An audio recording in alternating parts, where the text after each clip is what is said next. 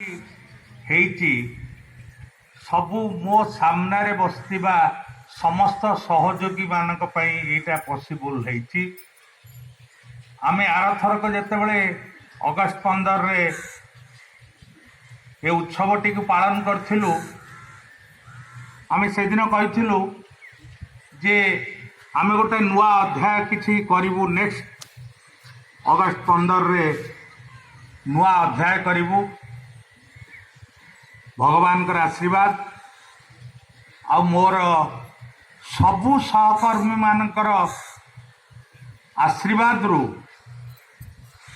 ଆଜି Padmini care hospital ଡ୍ରିମ୍ସର ଗୋଟେ wing ଏବେ ଖୋଲିଲା। ଆପଣମାନଙ୍କ ସହଯୋଗରେ ସେଇଟା ମଧ୍ୟ କେମିତି ମେଡିକାଲ ହବ ସେଇଟା ଆପଣମାନଙ୍କ ଉପରେ ମୁଁ ଛାଡ଼ିଦେଲି ଯେ ଆପଣ ତାକୁ କେମିତି ମେଡିକାଲ କଲେଜରେ ପରିଣତ କରିବେ। ସେଇଟା ମୋର ତମମାନଙ୍କୁ ବହୁତ ରିକ୍ୱେଷ୍ଟ, ସବୁ ମୋର ବନ୍ଧୁମାନଙ୍କୁ ଯେଉଁମାନେ ମୋ ପାଖରେ ବସିଛନ୍ତି, ଫ୍ରମ୍ ଡାଇରେକ୍ଟର ଟୁ ସୁଇପର, ଯେତେ ଲେବୁଲର ଲୋକ ରହିଲେ ସମସ୍ତଙ୍କୁ ଅନୁରୋଧ କରିବି, ସମସ୍ତେ ଏକ ପ୍ରାଣରେ ନିଶ୍ଚିତ ଚେଷ୍ଟା କରିବେ ଯେମିତି ଦେଶ ସ୍ୱାଧୀନ ବେଳେ ତାଙ୍କର କର୍ମକର୍ତ୍ତା କହିଥିଲେ ଆଉ ସମସ୍ତେ ସହଯୋଗ କରିଥିଲେ। ମୁଁ ଆଜିର ଏଇଠି ସମସ୍ତଙ୍କୁ ରିକ୍ୱେଷ୍ଟ କରିବି, ସେମାନେ ଯେଉଁ ଲେବୁଲରେ ଥାଆନ୍ତୁ, ଯଦି ସେମାନେ ଚାହିଁବେ ନିଶ୍ଚିତ ଭାବରେ ଆମେ ଏ ମେଡିକାଲ ହସ୍ପିଟାଲଟାକୁ ମେଡିକାଲ କଲେଜରେ ଡେଫିନାଇଟଲି ପୂରଣ କରିପାରିବା। ଏଇ କାର୍ଯ୍ୟକ୍ରମ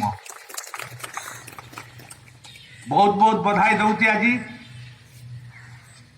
ଆଜି ବହୁତ କାଲି ରାତିରେ ବହୁତ ବର୍ଷା ହେଇଥିଲା। ଆମେ କହିଥିଲୁ ଯେ ଆମେ ଏଇଠି କେବଳ ଜାତୀୟ ପତାକା ସରିଲା ପରେ ଆମେ ଅଡିଟୋରିୟମରେ ଏ କାର୍ଯ୍ୟକ୍ରମକୁ କରିବୁ, କାରଣ ଏଠି ମୁଁ ଠିଆ ହେଇପାରୁନି, ତେଣୁ ମୋର ପିଲାମାନେ କେମିତି ଠିଆ ହେଇପାରିବେ।